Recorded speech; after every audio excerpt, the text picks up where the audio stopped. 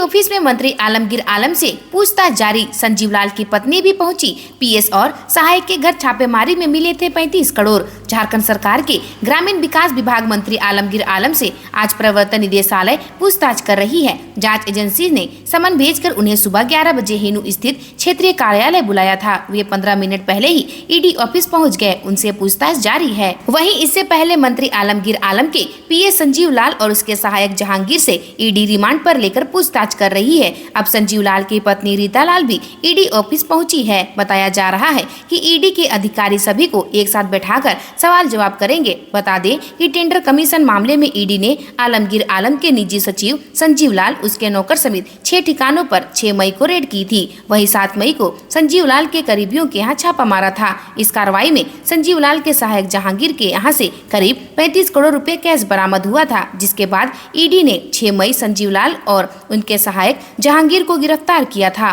फिलहाल दोनों ईडी की रिमांड पर हैं। पूछताछ में उन्होंने कई अहम जानकारियां दी है। अब ईडी आलमगीर आलम से पूछताछ करके इस मामले में अहम जानकारियां जुटाने का प्रयास कर रही है।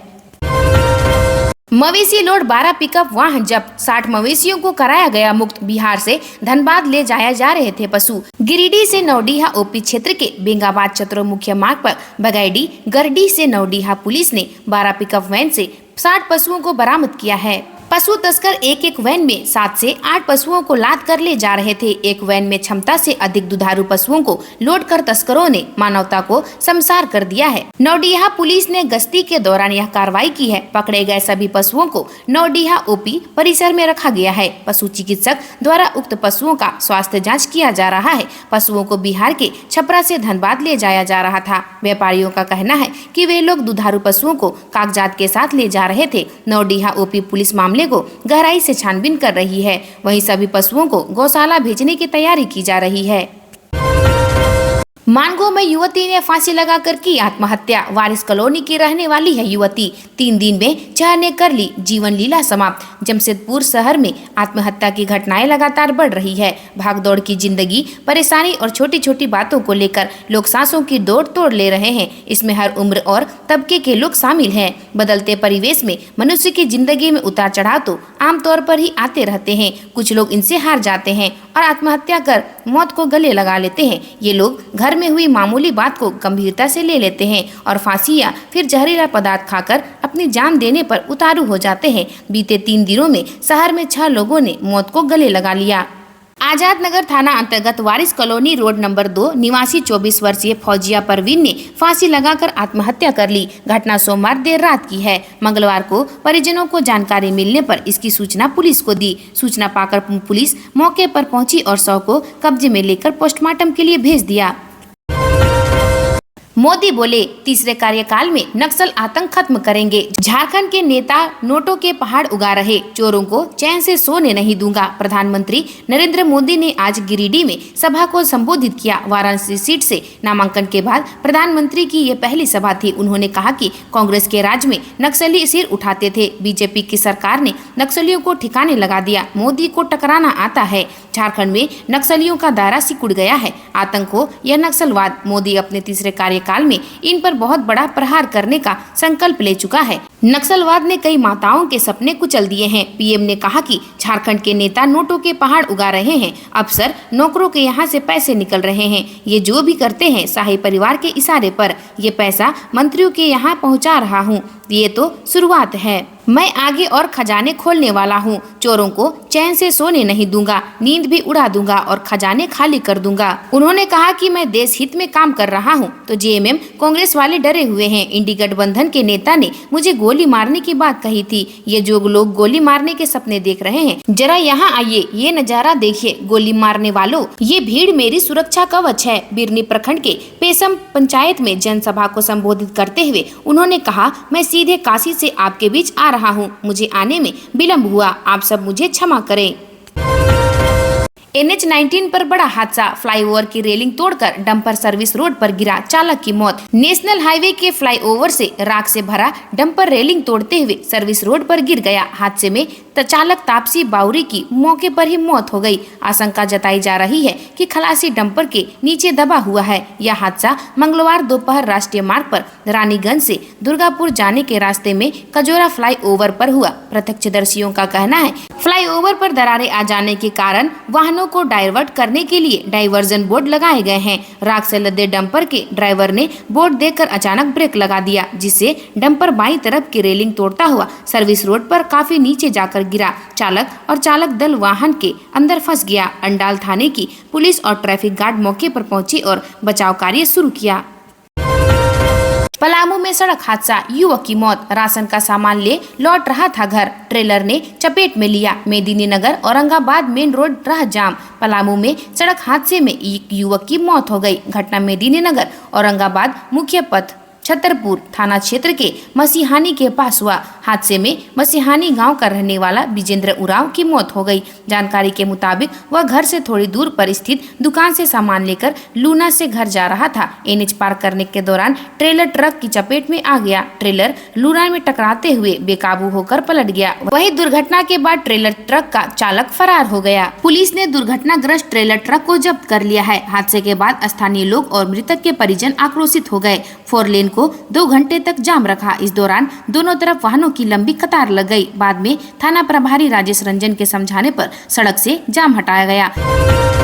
बिजली की तार में चपेट में आने से मौत। शौच के लिए जा रहा था, बिजली तार की चपेट में आया। गिरिडीह के बगोदर थाना के धरगुल्ली में करंट की चपेट में आने से एक युवक की मौत हो गई। मृतक इंदर साव धरगुल्ली गांव का निवासी था। घटना के बाद परिजनों में मातम छा गया। मिली जानकारी के अनुसार धरगुल्ली गांव से होकर बिजली का हाई टेंशन तार गुजरा हुआ है। वह काफी जर्जर स्थिति में है। जर्जर तार मंगलवार को अचानक टूटकर जमीन पर गिर गया। इस दौरान धरगुल्ली निवासी इंदर साव शौच के लिए जा रहा था और वह इसके चपेट में आ गया, जिससे उसकी घटनास्थल पर ही मौत हो गई। मृतक अपने पीछे पत्नी के साथ 3 बच्चे व पूरा परिवार छोड़कर चला गया। पुलिस ने शव को जब्त कर पोस्टमार्टम के लिए भेज दिया। घटना की सूचना पर बगोदर पुलिस मौके पर पहुंची और शव को अपने कब्जे में लेकर पोस्टमार्टम के लिए बगोदर अस्पताल भेज दिया और मामले की तफ्तीश में जुट गया। जुगसलाई में पानी के लिए हाहाकार, नगर परिषद के सामने किया प्रदर्शन। 2 महीने से नहीं हो रहा पानी सप्लाई। जमशेदपुर के जुगसलाई नगर परिषद क्षेत्र के लोगों को इन दिनों पेयजल समस्या से जूझना पड़ रहा है। स्थिति दिन प्रतिदिन विकराल होती जा रही है। वहीं पानी की आपूर्ति बाधित होने से स्थानीय लोगों ने जुगसलाई नगर परिषद के समक्ष प्रदर्शन करते हुए समस्या के समाधान नहीं होने पर उग्र आंदोलन की चेतावनी दी। प्रदर्शन कर रहे लोगों ने बताया कि विगत 2 महीने से जुगसलाई के सफीगंज मोहल्ले में पानी सप्लाई की आपूर्ति नहीं होने पर कई बार स्थानीय लोगों ने जुगसलाई नगर परिषद के समक्ष प्रदर्शन किया। आनन फानन में पेयजल विभाग द्वारा समस्या के समाधान के तौर पर आरपी पटेल स्कूल रोड स्थित पाइपलाइन में वाल्व लगाकर मोहल्ले में जब पूर्ति कराई जा रही है, जिससे मोहल्ले के लोगों की परेशानी कुछ हद तक दूर हुई है।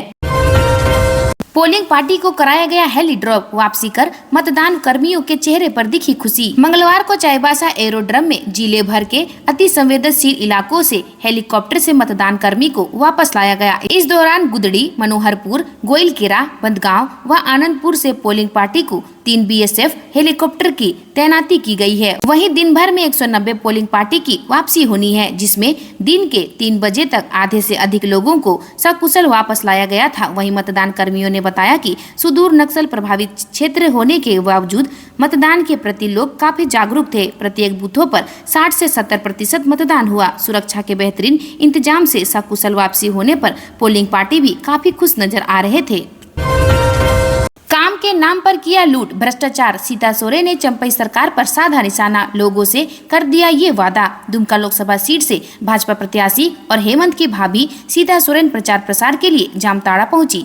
इस दौरान वहां के लोगों से मुलाकात की और उन लोगों से बातचीत कर उनकी समस्याओं से अवगत हुई। वहीं संबोधन के दौरान सीता सोरेन ने मौजूदा झारखंड सरकार पर जमकर निशाना साधा। उन्होंने कहा कि चंपई सरकार ने प्रदेश में लूट भ्रष्टाचार का काम किया है। यहाँ विकास का काम रसातल में चला गया है, किसी प्रकार का विकास कार्य नहीं हो रहा है। इसके अलावा उन्होंने यह भी कहा कि जामताड़ा विधानसभा के आदिवासी भाई बहनों का लगातार शोषण हो रहा है, उन्हें मूलभूत सुविधाओं से दूर रखा जा रहा है। दुमका लोकसभा का चुनाव जीतने के बाद जामताड़ा विधानसभा में सभी विकास कार्य करवाना हमारी प्राथमिकता होगी। वहीं मंडल ने संबोधन के दौरान कहा कि दुमका लोकसभा सीट से भाजपा प्रत्याशी सीता सोरेन को जिताकर दिल्ली भेजना है। झारखंड में स्कूल खुलने पर आया अपडेट। इतने बजे तक संचालित होगी केजी से 8वीं तक की कक्षाएं। झारखंड में कक्षा केजी से 8वीं के स्कूल सुबह 7 बजे से 11:30 बजे तक ही संचालित किए जाएंगे और कक्षा 9वीं से 12वीं के लिए स्कूल सुबह 7 बजे से 12 बजे संचालित किए जाएंगे। मंगलवार को स्कूली शिक्षा एवं साक्षरता विभाग ने इस संबंध में संशोधित आदेश भी जारी कर दिया है। मौसम में आए परिवर्तन के बाद 13 मई से स्कूल खोले गए हैं। चतरा पुलिस को बड़ी कामयाबी, हथियारों के साथ कुख्यात अपराधी गिरफ्तार। झारखंड के चतरा में पुलिस को बड़ी सफलता हाथ लगी है। इस दौरान अफीम और पिस्टल के साथ कुख्यात अपराधी लालू साहू को गिरफ्तार किया है। गिरफ्तार आरोपित के खिलाफ हत्या और लूट समेत 13 से ज्यादा मामले दर्ज किए गए हैं। एसडीपीओ ने मामले को लेकर बताया कि गिरफ्तार कुख्यात अपराधी के विरुद्ध सीसीएम के तहत कार्रवाई की गई है। आज के लिए इतना ही। मिलते हैं अन्य नई खबरों के साथ में। धन्यवाद।